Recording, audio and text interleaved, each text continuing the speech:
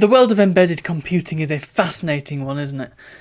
The idea of having a single small item that can essentially do the job of a whole computer system, perhaps not as well, but serviceably enough and in a very small package. It's kind of like the computing equivalent of the PS2 Slim, and the likes of, well, the Raspberry Pi is a fantastic example of an embedded computer, and also things like this.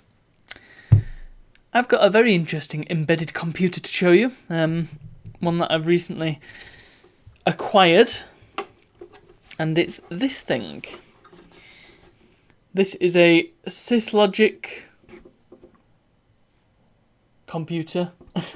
I'm not actually sure. You see, it's very specifically built to go into a machine where my dad works. He works in a factory. That's the long and short of it. And this was part of a larger system. So I did have a quick look inside it earlier, and I recorded it so you can all see that when I end up editing it. And I believe it would make for a full workable computer system. It just needs a few modifications. So I'll just quickly explain. This is the key thing. The fact that, well, as far as I can tell, this power connector is soldered in, but you can see it's been cut off. Because of the machine that it was in, it will probably have taken power directly from the machine, which itself was plugged into the mains. So I need to work out a way of replacing that somehow with something maybe like a barrel jack or something, working out what kind of power it needs as well, which is going to be tricky. I haven't looked up the model number for this, again, because I assume it's purpose-built for that machine, so I don't know if there'll be much information about it online. Then again, I could be wrong.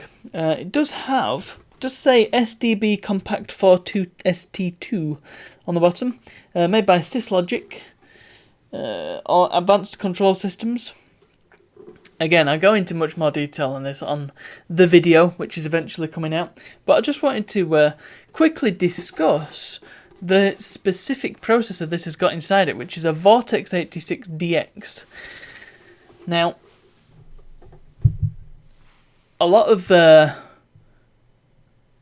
older machines, or a lot of older systems by which machines are made, they kind of rely on quite old software that's not ever been updated to work on modern systems. Now, the Vortex 86DX, you can probably guess, is kind of a 486 clone. I believe this one in particular, it performs about as well as a low-end Pentium, the original Pentium, that is. 133-ish, I believe. I'm not exactly sure what the spec is of this because, well, you can probably tell I've not powered it on yet. Hopefully I will be able to soon. But the software that controls this machine requires DOS, and not just DOSBox or even like FreeDOS or something. It needs a system with the exact spec to run the software at the exact speed and with the exact I/O that this has got to run the machine effectively. And I just find this very fascinating. It's been built to such a standard. Like, it's got two serial ports, or two COM ports as they're labelled, SVGA out, so you can monitor it, and it's got an RJ11 and Ethernet as well, RJ45. But it's also got two additional serial ports down here, which are labelled X1 and X2, and these have got to be for the machine itself. Also, I'm not sure, because I've seen this machine in action, and I know full well that the software runs on DOS. In fact, up until fairly recently, I actually used proper 3.5-inch floppy disks. This one's got a Gotek in it, so it doesn't need that. It's very surprising to see. But it's got a label on the back that says Windows CE embedded. I don't know if that's a product key. It doesn't look like any product key I've ever seen. But embedded Compact or CE Pro. They can't work out how... It should be EC, really, shouldn't it? Embedded compact.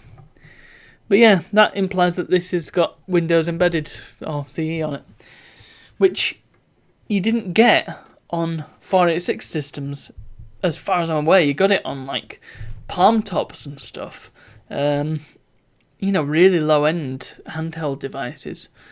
Some laptops, like the really, really low-end ones with monochrome screens, they'll have had Windows CE on. But as far as I'm aware, it doesn't really work that well in a desktop situation. And while this is an embedded system, it's still equivalent to a desktop class processor. So it's going to be really fascinating switching this on. But anyway, the main reason why I'm talking about this on the vlog is ahead of me getting the video together.